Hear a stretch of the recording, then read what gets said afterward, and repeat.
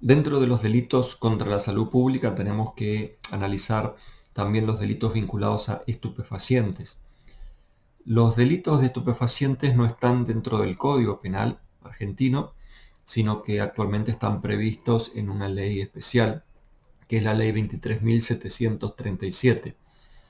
Esa ley a su vez tiene sus antecedentes, por ejemplo la ley 20.771, antes que ella muchas otras leyes que agregaban entre los delitos contra la salud pública en el Código Penal, agregaron algunas figuras vinculadas a la tenencia de sustancias estupefacientes. En resumen, la ley vigente es la 23.737 del año 1989, con algunas modificaciones, varias modificaciones, pero básicamente es esa la ley actualmente vigente. Esa ley tiene distintas figuras penales. Primero vamos a analizar esas figuras penales, las más importantes, en un segundo video en forma apartada. Tiene todo un tratamiento también esa ley sobre los adictos, las personas adictas. Prevé un tratamiento terapéutico. Curiosamente, el tratamiento terapéutico en caso de fracasar significa la continuación del proceso penal contra la persona dependiente de las sustancias estupefacientes, lo cual es muy criticado por la doctrina penal y por los especialistas en el tema. Pero a esa ley se le hacen muchas otras críticas. Es que el tema vinculado a los delitos de estupefacientes genera mucha discusión. No en todos los países, no en todas las épocas se ha legislado de la misma forma en relación a esta materia. En muchos casos se compara los delitos de estupefacientes con las conductas vinculadas al consumo, venta de tabaco, de alcohol. Es que si se protege la salud pública con los delitos de estupefacientes, se dice entonces, ¿por qué no penar también el consumo y la venta del tabaco y del alcohol, que generan más afectaciones a la salud pública que el consumo y la venta de estupefacientes? Es un tema muy discutible. Lo cierto es que nosotros tenemos en el sistema penal argentino esta ley 23.737, que se ha dictado, como decía, en el año 1989, pero detrás de esa ley tenemos compromisos internacionales. Es decir, hay tratados, hay convenios, instrumentos internacionales que obligan al Estado argentino actualmente a penalizar ciertas conductas vinculadas a los estupefacientes y no así vinculadas a el consumo, venta de tabaco o de alcohol. Entonces, esos instrumentos internacionales son los que han obligado al Estado argentino. De hecho, en el año 1989, cuando se dicta esta ley 23.737, un año antes se había dictado uno de los instrumentos más importantes en esta materia, que es la Convención sobre el Tráfico Ilícito de Estupefacientes y Sustancias Psicotrópicas, 1988. En esa convención se establece que los estados partes adoptarán las medidas que sean necesarias para tipificar como delitos penales en su derecho interno cuando se cometan intencionalmente, y ahí enumera una serie de conductas como la fabricación, preparación de estupefacientes, la venta, etc. Y menciona también la posesión de estupefacientes. Concretamente se refiere a la posesión, la adquisición o el cultivo de estupefacientes. De modo que, en principio, el Estado argentino está obligado, más allá de la discusión de política criminal, el Estado argentino, es decir, si es conveniente o no es conveniente, si no se pena el consumo y la venta de alcohol y tabaco, ¿por qué tendríamos que hacerlo con los estupefacientes? Más allá de esa discusión desde el punto de vista político-criminal, qué decisión vamos a tomar en la ley, lo cierto es que hay una convención, hay instrumentos internacionales que obligan al Estado argentino a tipificar estas conductas. Ahora bien, no todas las conductas, así tal como están en la ley 23.737, quiero decir, es posible que el legislador, en la intención de cumplir con esas obligaciones que surgen de los tratados, se haya excedido. Y precisamente eso es lo que vamos a ver ocurrió con la ley 23.737, al menos en relación a determinadas conductas que puedan significar un delito y que puedan colisionar con principios constitucionales. Entonces, en principio el Estado está obligado a penalizar, sí, pero no lo puede hacer de cualquier forma.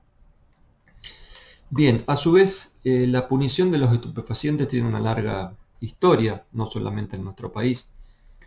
De hecho, la Argentina, igual que el resto de los países de Latinoamérica, muchas veces se vio influida por los Estados Unidos principalmente, que fue en la década del 60, del 70, el principal interesado en sancionar penalmente este tipo de actos, promotor, de hecho, de muchos de estos instrumentos internacionales que obligan a los estados a penalizar en su legislación interna. Entonces, por influencia de esos países, principalmente de los Estados Unidos, es que tenemos una ley con las características de esta ley 23.737, que ya vamos a ver, tiene institutos muy extraños a lo que es nuestra tradición legislativa penal. Nosotros básicamente tomamos la tradición de la legislación penal del sistema europeo continental, y esta ley tiene más parecidos con los institutos del derecho anglosajón. Por eso es que a veces nos resulta extraño. ¿Cuáles son esas características de la ley 23.737 que la hacen ver como una ley diferente, extraño a lo que conocemos en el Código Penal? Bueno, ciertos institutos, como por ejemplo el caso del llamado arrepentido, esto significa la posibilidad de que una persona imputada en un proceso penal por delitos de estupefacientes pueda delatar a sus cómplices, a otras personas que hayan intervenido en un hecho delictivo vinculado al tráfico de estupefacientes, y de esa forma poder liberarse u obtener algún beneficio en cuanto a la reducción de la pena que se le va a aplicar. Este instituto del mal llamado arrepentido tendría que llamarse delator, porque eso es un delator. Lo que hace la persona no es arrepentirse de ninguna manera, que se arrepiente de un delito, sino lo que hace es delatar a otro y de esa forma negocia con el Estado el establecimiento de una pena menor. Y lamentablemente también, por un mal uso en la práctica, también puede negociar cuestiones vinculadas a su libertad provisoria, la no imposición de la prisión preventiva. Ese instituto, que inicialmente se introduce con la ley de estupefacientes, el instituto del arrepentido, se extendió a otras figuras penales de nuestro Código Penal, y ahora lo tenemos en el artículo 41 ter como de posible aplicación a una gran cantidad de delitos. También trajo la ley 23.737 el instituto de el denunciante anónimo y del testigo de identidad reservada. ¿Qué significa eso? Que esta ley autoriza a que la denuncia por un ilícito vinculado a estupefacientes lo haga una persona con identidad reservada, es decir, sin que se sepa en el expediente, en el proceso penal, sin que se sepa quién fue ese denunciante. También permite la ley que exista un testigo de identidad reservada, es decir, una persona que viene a prestar declaración testimonial que puede perjudicar al imputado o los imputados, y no se va a saber quién es esa persona que declaró. Esto es grave en un sistema procesal penal que tiene como el nuestro una tradición en el sistema europeo continental. ¿Por qué es grave? Porque nuestros legisladores nunca aceptaron la idea de que se incorpore un testigo de identidad reservada o un denunciante anónimo, incluso sabiendo los beneficios que puede implicar la utilización de estos instrumentos en cuanto a la eficacia en la investigación penal. Es decir, sin duda que es muy eficaz utilizar un denunciante anónimo o un testigo anónimo. El punto es que nuestros legisladores nunca renunciaron a ciertos principios o garantías constitucionales fundamentales en el derecho procesal penal, nunca estuvieron dispuestos a renunciar a esa posibilidad de que la defensa, que es una de las partes esenciales del proceso penal, pueda controlar la veracidad de la denuncia y de la declaración testimonial. Es decir, es imprescindible que al defensor y al imputado se le otorguen al menos la posibilidad de pensar quién es la persona que denuncia o que testifica, porque puede existir que tenga algún tipo de interés en contra del imputado. Y entonces es necesario que esa defensa pueda ejercer su derecho de controlar la prueba, es decir, de preguntarle a esa persona que está testificando. Bien, nada de eso puede hacer si hay un testigo de identidad reservada o si hay un denunciante anónimo. Entonces no es que no se le haya ocurrido a nuestros legisladores que han dictado los códigos procesales penales, no es que no se le haya ocurrido esta brillante idea de utilizar el denunciante anónimo o el testigo anónimo. Lo que pasa es que nunca estuvieron dispuestos a renunciar a estos principios constitucionales fundamentales en el proceso penal. Y lo mismo con el delator o el llamado arrepentido. Claro que sabían lo beneficioso que puede ser desde el punto de vista de la eficacia de la investigación utilizar a un delator. Siempre se puede encontrar una persona que esté dispuesta a denunciar a otros o a cargarle con la responsabilidad penal a otros con tal de obtener algún beneficio personal dentro del proceso penal. Lo que pasa es que los legisladores siempre supieron, o tradicionalmente en el sistema europeo continental y en nuestro país que sigue ese sistema, siempre respetaron esos principios constitucionales. Bien, y así hay otros institutos en esta ley 23737, como por ejemplo la figura llamada de confabulación, que es algo así como una asociación ilícita especial dentro de los delitos vinculados a estupefacientes. Tenemos una curiosidad en esta ley, es muy fácil advertirla si uno lee el texto, o por lo menos los primeros artículos de esta ley, se va a dar cuenta de que hay una exagerada utilización de verbos, de conductas típicas. De este modo se sanciona no solamente al que vende estupefacientes, sino al que los tiene para vender, al que almacena estupefacientes, al que siembre o cultiva, almacena semillas, transporte estupefacientes, transporte semillas, al que los tenga para consumo personal, al que los tenga para simplemente los tenga porque no es ni para vender ni para consumir, lo cual genera muchas dudas para qué tiene alguien estupefaciente si no es para una cosa o la otra. Es decir, hay un uso excesivo de verbos típicos, lo que si ustedes leen el artículo 5, inciso C, por ejemplo, de esta ley, solo en ese inciso van a haber una cantidad de verbos.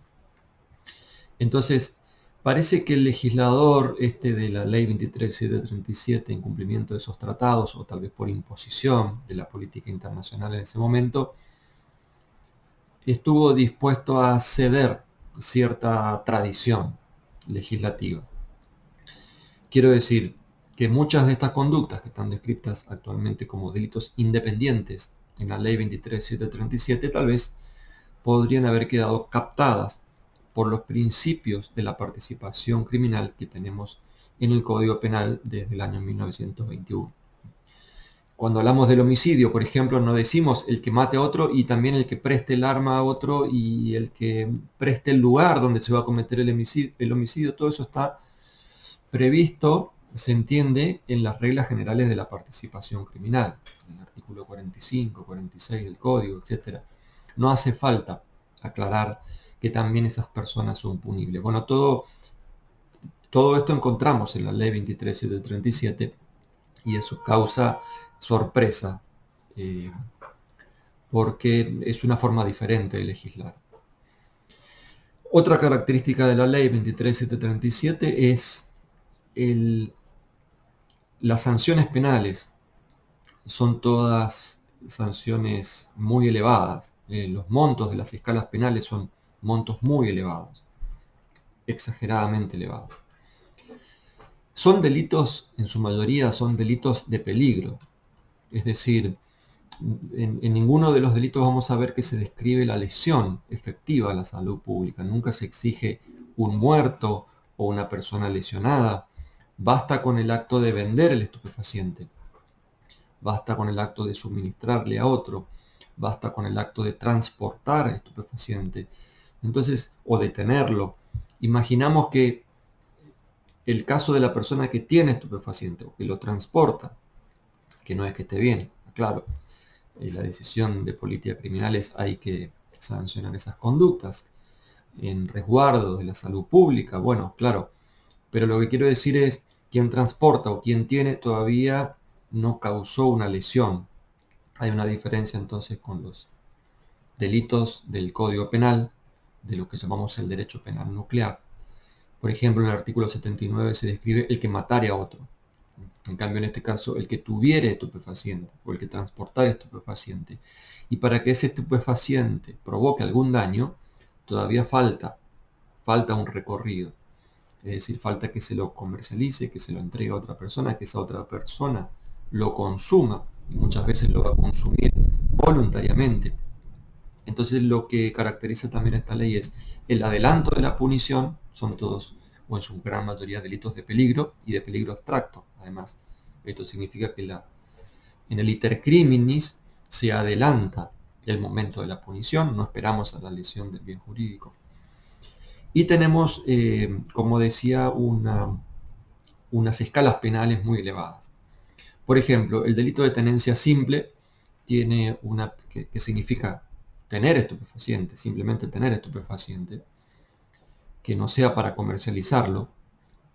Ese delito de tenencia simple tiene una pena de 1 a 6 años de prisión, según el artículo 14 de la ley. Es decir, una pena muy elevada si consideramos que todavía no se lesionó a nadie y que para que se produzca un daño a la salud pública habría que entregarle a otra persona ese estupefaciente, que esa otra persona lo consuma y que a partir del consumo, que repito muchas veces es voluntario, que a partir del consumo se produzca algún daño en su salud. En cambio, la lesión grave del artículo 90 tiene una pena de 1 a 6 años de prisión. O sea, para que alguien lo sancionen por ese artículo 90 hace falta que le provoque a otra persona, al vecino le parte un latigazo en la cabeza, por ejemplo, y le provoque un peligro para su vida. Es decir, es necesario que exista el peligro para su vida en el caso del artículo 90. En cambio, en el artículo 14 de la ley 2377, nada de eso es necesario. Simplemente tener estupefacientes ya coloca al sujeto en la misma escala penal que este otro ejemplo de quien ponga en peligro la vida del vecino. Por dar otros ejemplos de escalas penales, en el artículo 5, bueno, todos los delitos de tenencia de estupefaciente con fines de comercialización, por ejemplo, tienen una pena de 4 a 15 años. El transporte de estupefaciente tiene una pena de 4 a 15 años de prisión. Son penas muy elevadas, comparándolo con el resto de nuestro sistema penal. Por ejemplo, el caso tal vez más cercano de comparación, sea el artículo 200, que también prevé delitos contra la salud pública. Entonces, quien envenena aguas potables, por ejemplo, el que envenena aguas potables tiene una pena menor que quien tiene estupefacientes con fines de comercializarlo. Pero además, quien envenena aguas potables y provoca una lesión gravísima a otra persona, ese tiene una pena todavía menor que la simple tenencia de estupefaciente con fines de comercializarlo. Es decir, comparando con figuras similares que afectan a la salud pública dentro del Código Penal, vamos a encontrar que claramente las escalas penales que tiene esta ley 23737 son desproporcionadas considerando el mismo bien jurídico protegido que es la salud pública. Hay muchos ejemplos, los podemos ver en el próximo video al analizar cada una de estas figuras en particular. Por el momento digamos que es una ley extraña, que tiene penas muy elevadas, que tiene toda una historia de política internacional detrás. Entonces hay una discusión con respecto a la compatibilidad, podemos decir, de esta ley con nuestro sistema penal tradicional. Una discusión aparte merece el tema de la tenencia de estupefacientes con la finalidad de consumo personal.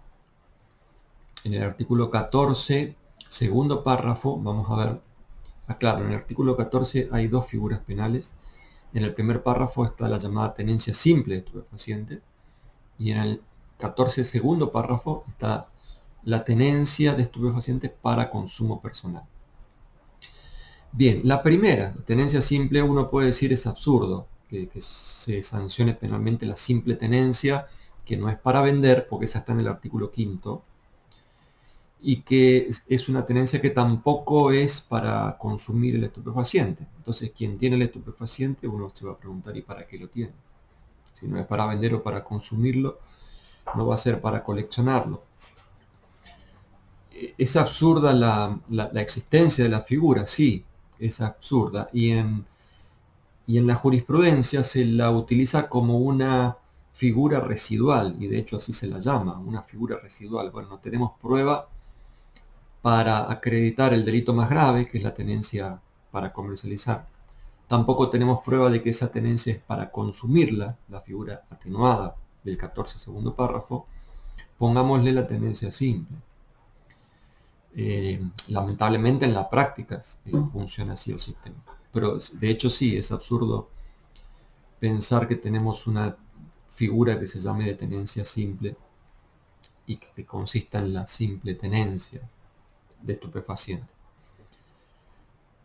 Pero también aclaro que esa tenencia de estupefaciente tal vez sea en cumplimiento, la existencia de esta figura, tal vez tenga su explicación en estas convenciones o instrumentos internacionales según los cuales el Estado argentino se obligó a penalizar también la tenencia o posesión. No sé si necesariamente eso implica la tenencia simple también. En principio uno podría pensar que lo que estamos obligados a penalizar ahí es la tenencia para comercializar, no la tenencia simple, ni menos la tenencia para consumo personal. Pero decía, en relación a la tenencia para consumo personal del 14, segundo párrafo, hay una discusión importante sobre su constitucionalidad. Se discute si este delito supera los estándares o los estándares o límites que establece nuestra Constitución Nacional, fundamentalmente desde el principio de lesividad. Sabemos que solo se puede habilitar poder punitivo en la medida en que la conducta que vamos a considerar delito signifique un daño a bienes jurídicos de terceros. Solo si se afecta a un bien jurídico de tercero se puede hablar entonces de un delito, de una conducta que merece sanción penal. Entonces, esta figura se discutió desde hace mucho tiempo, se discute no solamente en la Argentina, pero en la Argentina tuvimos muchos pronunciamientos de los tribunales, incluso de la Corte Suprema de Justicia de la Nación. El último de esos pronunciamientos es el fallo Arriola del año 2009, y allí la Corte declaró la inconstitucionalidad de este artículo 14, segundo párrafo, es decir, el delito de tenencia de estupefacientes para consumo personal, al menos, dice la Corte, en aquellos casos en los que no se vea afectada la salud pública, en cuanto no hay un peligro para bienes jurídicos de tercero. En la medida en que el sujeto realice esa tenencia en un ámbito de reserva, entonces ahí no se puede sancionar penalmente. La figura sigue estando vigente, sigue existiendo la ley 23737, artículo 14, segundo párrafo. La Corte declaró la inconstitucionalidad para el caso particular, y esa interpretación que hace la Corte en Arriola se supone que se tiene que hacer a todos los casos similares en los que no exista una afectación a terceros. Dijo la Corte además en ese caso muchas otras cosas vinculadas a la política la política criminal de estupefacientes. En resumen, que el poder punitivo debería dedicarse a las causas realmente importantes, no a las causas menores de tenencia de escasas cantidades de estupefacientes. No hay que criminalizar al consumidor, sino a los verdaderos traficantes. Los recursos del Estado deben enfocarse en investigar y sancionar a los verdaderos responsables del tráfico de estupefacientes, no a los consumidores, que en definitiva son los perjudicados, las víctimas en estos delitos. Hubo otros pronunciamientos anteriores de la Corte. Desde el año 1978, en la causa Colavini, se declaró la constitucionalidad de la punición de la tenencia para consumo personal. En ese caso, 1978, hablamos de la ley anterior, la ley 20.771.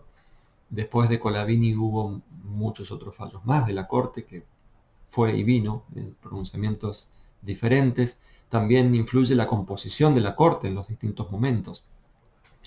Por ejemplo, en el año 1986, en la causa Basterrica, la Corte declaró la inconstitucionalidad de la tenencia de estupefacientes para consumo personal, con argumentos vinculados al artículo 19, las acciones privadas de los hombres. Es que quien consume estupefacientes o quien tiene estupefacientes para consumirlos, en todo caso se provoca un daño a su salud, pero no le provoca un daño a terceros. Entonces, como el Estado no puede imponer modelos de virtud personal o no puede establecer lo que se llama el perfeccionismo estatal, por lo menos no utilizando el derecho penal, entonces es inconstitucional, dice la Corte en Basterrica, es inconstitucional esta figura de tenencia para consumo personal.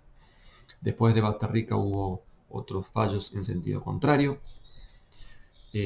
Las causas Capalvo y Montalvo, la Corte volvió a decir que es constitucional penalizar. Los argumentos, en resumen, hablan de la necesidad de penar al consumidor, porque si no, no podríamos penar a los vendedores y a los verdaderos narcotraficantes. Fallos, por cierto, muy criticados por la doctrina constitucional de nuestro país y por los especialistas en derecho penal. Bien, al día de hoy, el último fallo en esta materia es la doctrina que surge del caso Arriola, año 2009. Entonces, ese artículo 14, aunque esté vigente, se dice es inconstitucional penar a quien tiene estupefacientes para su propio consumo en la medida en que no afecte bienes jurídicos de terceros. Otro instituto extraño que tiene esta ley, me he olvidado de mencionarlo, es el caso del llamado agente encubierto, lo cual significa un personal policial que el juez autoriza a intervenir, a meterse en una banda de narcotraficantes, por ejemplo, y le autoriza a cometer delito, porque en realidad lo que hace el juez es autorizar a esa persona a que interactúe con los demás sujetos que están cometiendo ese delito.